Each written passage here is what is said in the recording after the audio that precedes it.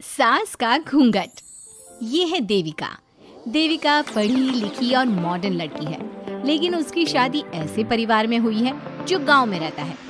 भले ही ये 21वीं सदी है, लेकिन देविका के ससुराल वालों की सोच वो तो 18वीं सदी से आगे बढ़ी ही नहीं। आइए जानते हैं क्या होगा जब शहर की पढ़ी लिखी और मॉडर्न लड़की फंस जाएगी संकीर्ण मानसिकता वाले माहौल में। सागर, ये तुम्हारे गांव में सबने इतने लंबे लंबे घूंघट क्यों कर रखे हैं?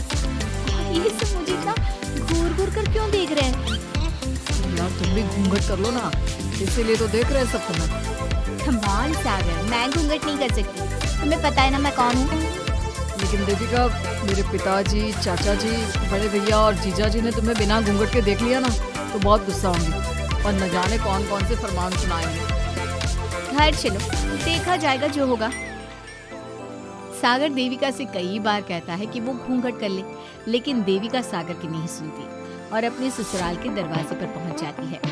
जब देविका वहां पहुंचती है तो देखती है कि उसकी सास बिमला, चाची सास कम्मो और जेठानी सुजाता ने लंबा सा घूंघट कर रखा था, पर उनकी ननद बीना ने घूंघट नहीं किया हुआ था। लेकिन हाँ, उसके सर पर सलीकी के साथ दुपट्टा जरूर ओढ़ा हुआ था।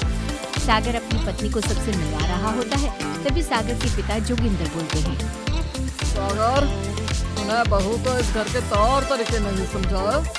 हमारे घर की औरतें बिना घूंघट के किसी पराये मर्द के सामने नहीं आती और तुम इसे ऐसे ही ले आया। पिताजी, मैं समझा दूंगा, वो नई नई शहर से आई है ना, इसलिए उसे पता नहीं है। सागर की बात सुनकर उसके चाचा जी महेंद्र बोलते हैं, ये बात तो तुझे गांव में कदम रखते ही अपनी बीवी को समझानी चाहिए थी। हमारा गांव में बहुत नाम है, तेरी बीवी ऐसे गांव भर में घूमेगी तो क्या इज्जत रह जाएगी हमारी। ये बोलकर जोगिंदर और महेंद्र वहाँ से चले जाते हैं। शाम को घर की सारी औरतें खाने की तैयारी करती हैं। खाना तैयार हो जाता है, लेकिन घर की कोई भी औरत खाना नहीं खाती। बहुत रात हो जाती है, तब देविका कहती है, सासू माँ, खाना बने हुए तो देर हो गई, रात भी बहुत हो गई है, हम लोग खाना क्यों नहीं खा रहे हैं? अरे बहू, ये क्या बोल रही हो? हमारे यहाँ घर की औरतें तब तक खाना नहीं खाती जब तक घर के मर्द खाना ना खा ले। लेकिन इतनी देर हो गई, आप सबको भूख नहीं लग रही क्या? तभी देविका की जेठानी सुजाता कहती है, लग तो रही है, लेकिन यहाँ की यही रीत है, ये निभानी तो पड़ेगी ना। भाभी जी, ये रीत नहीं है, औरतों को प्रताड़ित करने का एक तरीका है। अगर इस घर के आदमी पूरी रात नहीं आए तो आप पूरी रात खाना नहीं खाओगी क्या? देविका ये बोलकर सीधा सागर के पास जाती है। सागर उसे समझाता है, देविका, यहाँ ऐसा ही होता है, तुम थोड़ा सब्र कर लो, पिताजी और चाचा जी आते ही होंगे, फिर हम सब खाना खाएंगे। सागर देविका को समझा ही रहा था, तभी देविका की ननद बीना आकर कहती है, सागर, खाना खाने आ जाओ, पिताजी और चाचा जी आ गए हैं। चलो देविका, तुम्हारा इंतजार खत्म हुआ। सागर खाने के लिए बैठ जाता है। जब सब खाना खाने बैठते हैं तो देविका भी बैठ जाती है। सागर धीरे से उसे कहता है, अरे देविका, ये क्या कर रही हो? तुम इस तरह हमारे साथ खाना नहीं खा सकती। अगर क्यों सागर, मुझे भूख लगी है, सब लोग खा रहे हैं तो मैं क्यों नहीं खा सकती? ये हमारे घर का नियम है, पहले घर के आदमी खाते हैं और बाद में औरतें। लेकिन सागर, हमारे घर में तो ऐसा कोई नियम नहीं है। देविका और सागर में बहस छिड़ जाती है। तब सागर का बड़ा भाई कहता है, सागर, तेरी दीदी को एक बार में समझ में नहीं आता क्या कि इस घर की औरतें मर्दों के खाना खाने के बाद ही खाना खा सकती है?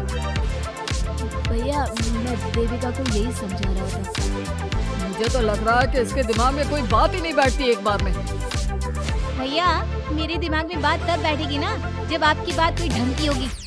अरे आखिर क्यों घर की औरतों को आप लोगों की बात खाना मिलेगा? हाँ, अब से पहले घर की किसी औरत ने घर की किसी मर्द से इस लहजे में बात नहीं की थी, इसलिए वो सब देविका की बात सुनकर हैरान रह गए। तभी सागर की जीजा और वीना के पति कल्याण जी कहते हैं, ये क्या है सागर, इस घर की दीवारों को औरतों की इतनी ऊंची आवाज सुनने की आदत नहीं है। अपनी बीवी को बोल जरा होश से काम ले और चुपचाप चली जाए।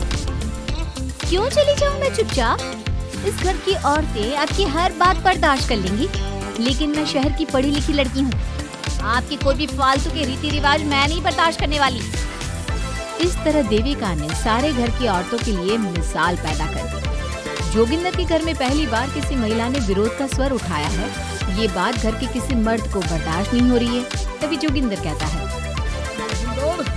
मोहन, इस बेशर्म लड़की को कमरे में बंद कर दो और आज इसे कोई खाना नहीं देगा। अगर किसी ने इसे खाना दिया तो मैं उसे जिंदा नहीं छोड़ूंगा। महेंद्र और मोहन उसे कमरे में बंद कर देते हैं और उसे खाना भी नहीं देते। रात के 3 बज जाते हैं। भूख की वजह से देविका को नींद भी नहीं आती। तभी उसे कुछ महसूस होता है। ऐसा लग रहा है कोई दरवाजा खोल रहा है, लेकिन इतनी रात को कौन हो सकता है? कहीं सागर तो नहीं? देविका उम्मीद भरी नजरों से दरवाजे की तरफ देखती है, लेकिन दरवाजा खोलने वाला सागर नहीं बल्कि विमला और कम्मो है। माँ जी, चाची जी, आप दोनों। ये ले, हम तेरे लिए खाना लाए हैं, खा ले। और ये बाबा तो किसी को बताना मत कि हमने तुझे खाना दिया, नहीं तो हमारे मर्द मार मार कर हमारा बुरा हाल कर देंगे। माँ जी, आप यहाँ इतना घुट घुट कर क्यों रहती हो? देविका, अब तू भी इस घर की बहू है। तू भी हमारी तरह रहना सीख ले। इस घर के कायदे कानून अपना ले। इस घर के मर्द तो कभी बदलने वाले हैं नहीं बहू, तो तू ही बदल ले अपने आप को। माँ जी, बदलाव अच्छे के लिए हो तो हमें बदलना चाहिए। बेकार और बेतुकी बातों का तो विरोध करना चाहिए। दोनों ने देविका को समझाने की कोशिश की, लेकिन देविका ने उल्टा उन्हें ही समझा दिया। इसी तरह एक दिन देविका किसी बात पर जोर जोर से हंस रही थी। तभी देविका की सास विमला ने उसे टोकते हुए कहा, अरे बहू, तू इतनी जोर जोर से क्यों हंस रही है? हमारे घर की औरत इतनी जोर जोर से नहीं हंसती। विमला अपनी बहू को समझा रही थी कि तभी महेंद्र बोलता है, अरे कम्मो, कौन है ये औरत जो बेशर्मों की तरह जोर जोर से हंस रही है? तभी कम्मो और देविका बाहर आ जाती हैं। जी, वो मैं हंस रही थी चाचा जी। अब आप लोग हंसने पर भी पाबंदी लगाओगे क्या? तुम जैसी बदतमीज लड़कियों से मैं बात नहीं करना चाहता, लेकिन कान खोल कर सुन लो। इस घर की औरतें इतना जोर जोर से नहीं हंसती।